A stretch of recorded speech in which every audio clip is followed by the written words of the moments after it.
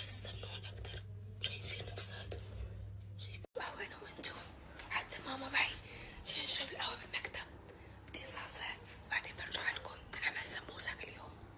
شوفي انت معك حق انه انا اكيد ما بقدر اعرفكم كلكم، هذا شيء طبيعي، بس بكفي انه انا لما اشوفكم او التقي بحدا فيكم بالواقع بيسلم علي، بيحكي معي كأنه بيعرفني، رفقاتي، لدرجة بحس حدا من العيلة عن جد والله العظيم. فالأشخاص اللي بتشوفني على الواقع بتركض وبتسلم وهيك، يعني هذا الشيء بكفي. فأنا بعرفكم صديقات.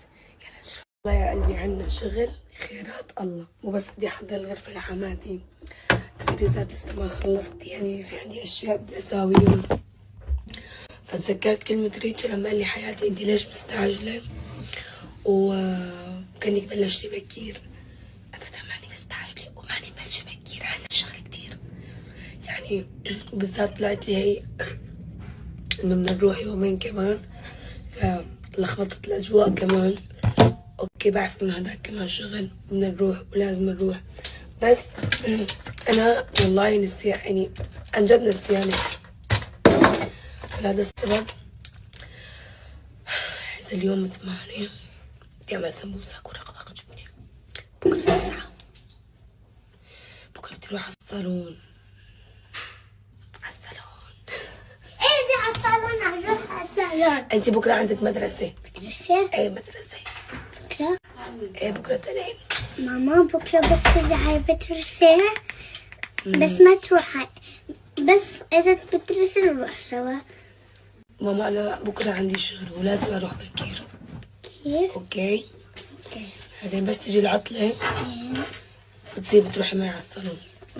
بدي على شو خدها على غرفتك، خدها. لا هي عرفتي. عرفتي؟ خديها على غرفتك يلا. بيجينا عند فالنتينو كمان، فالنتاين، بعرف انه اسمه فالنتاين. اجت الوالدة هم يقولوا لي امتى بتوصل حماتك؟ والله عندنا شغل كتير.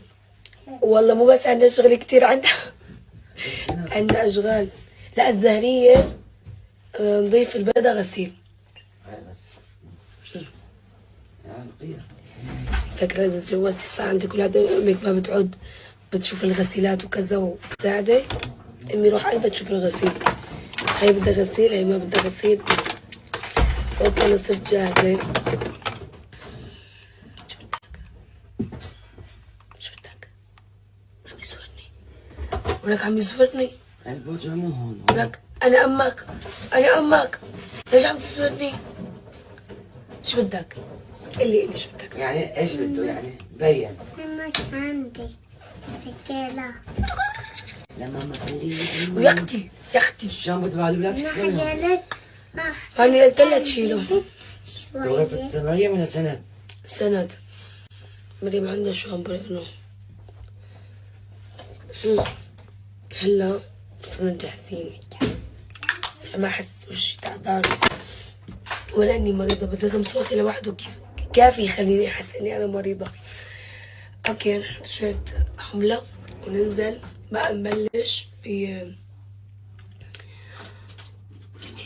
بحس روحي رح تطلع اليوم بسم الله، يعني مريضة كابر وما بدي انه احس حالي عن جد تعبانة. هذا الشعور بيخليكم يعني تتعبوا زيادة. فرح اقوم اجي سمبوسك. شايفين لي اللون الغرام طلع ماتشي مع ثيابي، هو مرطب كمان.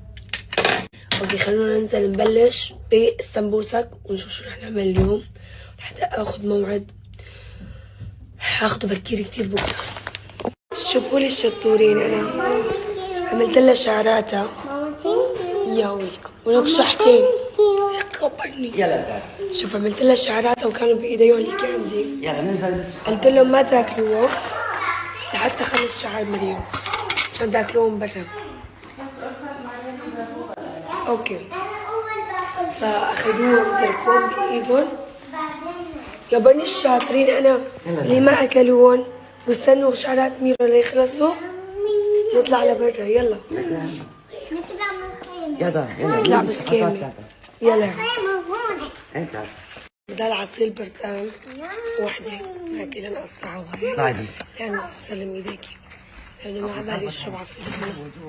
أنا اللي بتعرف ليش ما بشرب عصير بدال عصير برتقال وحدة هيك لنقطعه هيك طيب انت لأنه سلم إيديكي لأنه ما عبالي أشرب عصير هنا. أنا اللي بتعرف ليش ما بشرب عصير برتقال كتير، هو طيب ومفيد وكل شيء. لما كنت حامل لما كنت أشربه يا ويلي يعمل لي حرقة ويزعجني. شوفوا الشاطرين كيف هلا بدهم يتقاسموا، اخذوا اشياء نفس بعض واخذوا شغلات عشان يتشاركوا. هي اخر شي اتركها، شو رايك؟ طحيني اياها. اخر شي هي مصاصه لانه طحيني اياها. سند. اخر شي ماما طحيني اياها. سند، خلص من هدول وخليها اخر شي هي. اوكي ماما قل نعم. يلا كل هدول انت ومريم. سند شو رايك البرجر؟ ايه برجر. ناكل هيثم. هي كمان وانا وانت شو عندك اكلات فرجيني؟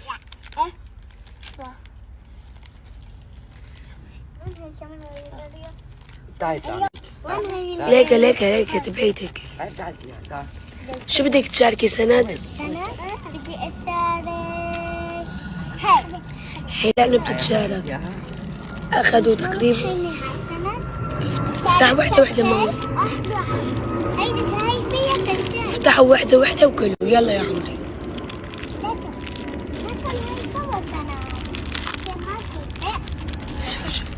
صح انه هو ابو كرش بحب الكاندي. كمان هاي ما تفتح. الله يديمك. هاتي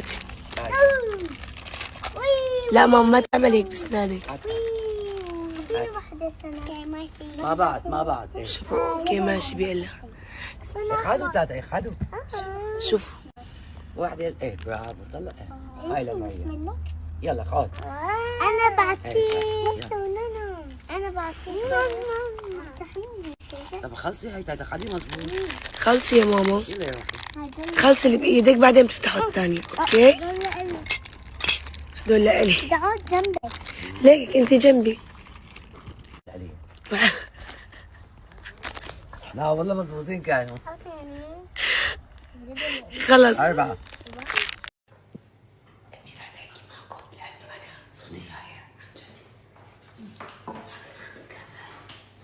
خمس كاسات تحطي معلقتين سكر. اوكي.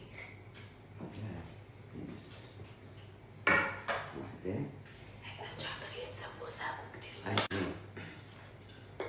معلقة سكر، معلقة ملح. طبعا هاي معلقة صغيرة، نحط معلقتين منها. يعني يصير معلقة.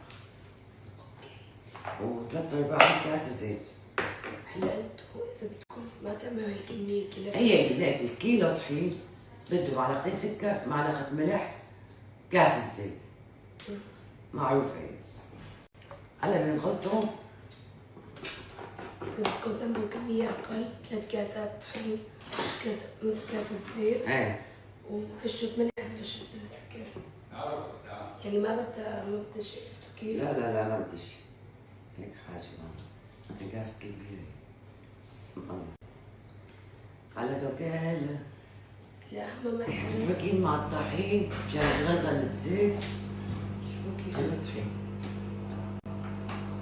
أول شيء أنا ممكن ما فاترة. إيه.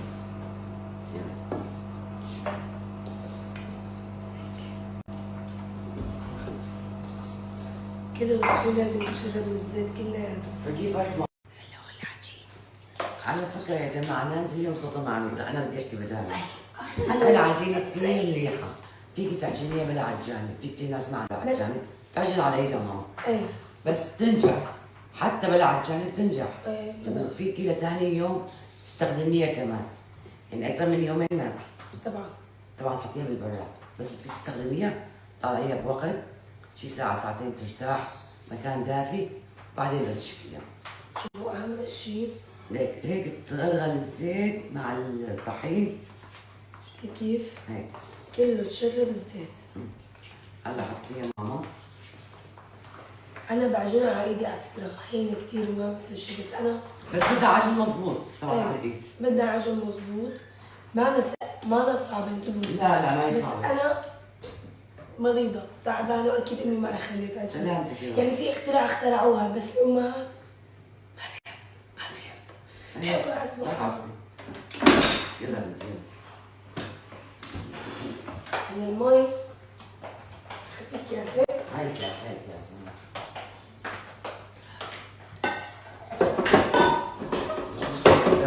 المي شوي شوي بتحطوها، ما تحطوها فرد دفعة.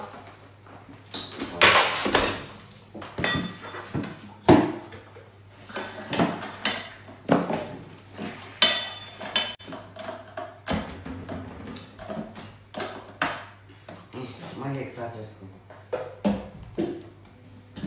مي فاترة شيء بتحمل ايدكم يعني. يعني بس تحطي ايدك بتعرفي انه تتحملها. حط. بسم الله. هاي وحدة. نزلي معي شوي تغلط معها. في عالم بيحطوا خميرة بقلب السموسة. لا هاي بدون خميرة الموضوع. في عالم بيحطوا معلقتين نشا كمان، إذا بتحبوا فيكم شو هو؟ نشا. ايه مشان تطلع مقرمشة. بس هي بتطلع مش نشا. يعني بدون نشا بتطلع مقرمشة.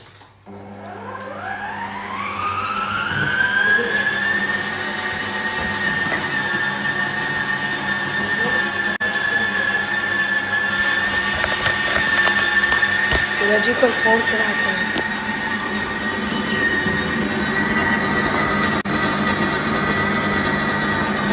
هلا هي أول كاس مي، بدها مي كمان. شايفين كيف العجينة؟ شلون صارت؟ حط نص كاسة ما نكتر. إيه لكن يلا. شايفين نص كاسة اللي حطتها ماما. بسم الله.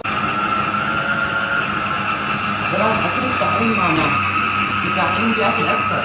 إيه بيكسر أكثر. الطحين هو أساس العجينة كلها. منزلية من عندك. أيوه راحة نفسية. وهلا صارت عجينتنا جاهزة. ليك كاسة تقريبا 3/4 المي. الطحين عندي الحين كان 5 كاسات. ايه هالكاسة. وكاسة زيت تقريبا كاسة مو كاملة ناقصة هيك شيء إصبع. فما ضروري إنه الطحين إذا أنت أخذ معك مثلا كاستين مي ممكن رفيقتك أختك أمك ياخذ معها كاسة ونص. لكن ممكن كاسة حسب الطحين. فهون مضيق شوي. هلا هاتي نقطة زيت على ايدي. حاش معهم. شوفوا كيف بتلمع كلياتها هلا. العجينة لازم تكون طرية. شوفوا كيف؟ لازم تكون طرية كتير. طبعا انتو بتشكلوا هلا بتسحب كل شي. هاي عجينتنا. يا عيني. طبعا هلا بتقشرن من برا. من برا ما بتترك ولا شي هلا. بتشيلهم كلهم. فعم نتركها شوي ترتاح اسم الله. ليك ما ضل شي بالجاي. شو صار؟ ايه. بيضلك بصيرون هيك بايدك لشوف العجينة كيف لازم تكون قوامها. يا لازم تكون طرية. طيب هيك. اسم الله. فهلا نتركها ترتاح. هي ترتاح شي ساعة ساعتين مو مشكلة. قد ما فيك تريحيها ريحيها ماما. يا عيني عليكي يا عيني عليكي.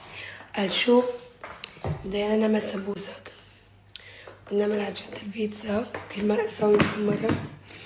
هاتي لنا بدنا نعمل رقائق جبنة وبدنا نطبخ. ما عندي لانش بوكس. قلت لها لا بدنا نروق خلينا اليوم نعمل سمبوسك ورقائق جبنة.